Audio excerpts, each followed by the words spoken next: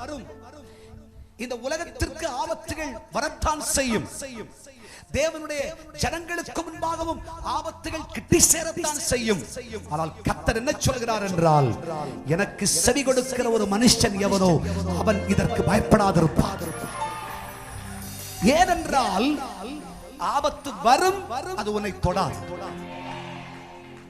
வியாதிகள் வரும், அது உன்னை தொடாது, உன்னை அணுகவே அணுகாது.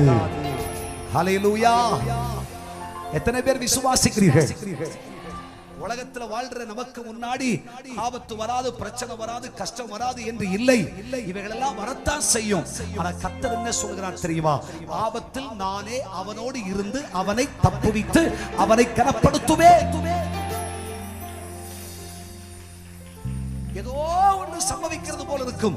ஆனா கர்த்தர் என்ன சொல்றாருன்னா, உன்னை என் கரத்தால் பிடித்து என் சிறகண்டை அணைத்து என் மார்போடு வச்சு உனக்கு ஒரு தீங்கு வரா.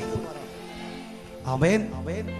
உலகமெல்லாம் ஐயோ என்ன நடக்க போகிறதோ என்று வேதனைப்படும் பொழுது, துயரப்படும் பொழுது, கர்த்தருடைய சபையாகிய நமக்கு, கர்த்தருடைய பிள்ளைகளாகிய நமக்கு பரிசுத்த ஆவியானவர் சொல்லுகிறார், ஆபத்துகள் நேரிட்டாலும் நீ பயப்படாதே, பயப்படாதே சிறுமந்தையே, நான் உன்னோடு கூடவே இருக்கிறேன். நீ தண்ணீர்களை கடக்கும் பொழுது நான் உன்னோடு கூட இருப்பேன்.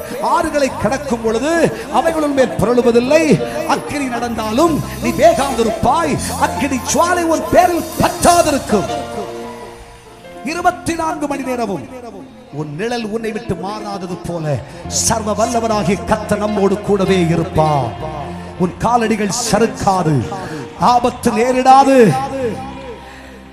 வேதனைகள் வருவதில்லை, கஷ்டங்கள் நேரிடுவதில்லை. ஆபத்து கிட்டி சேரும் பொழுது கர்த்தராகிய தெய்வம் தன்னுடைய சிறகுக்குள் உன்னை மறைத்து தன் வேலிக்குள் உன்னை வைத்துக் கொண்டு கர்த்தர் உன்னை தப்புவிப்பார். எத்தனை பேர் விசுவாசிக்கிறீர்கள்? ஆமென் சொல்லுங்க.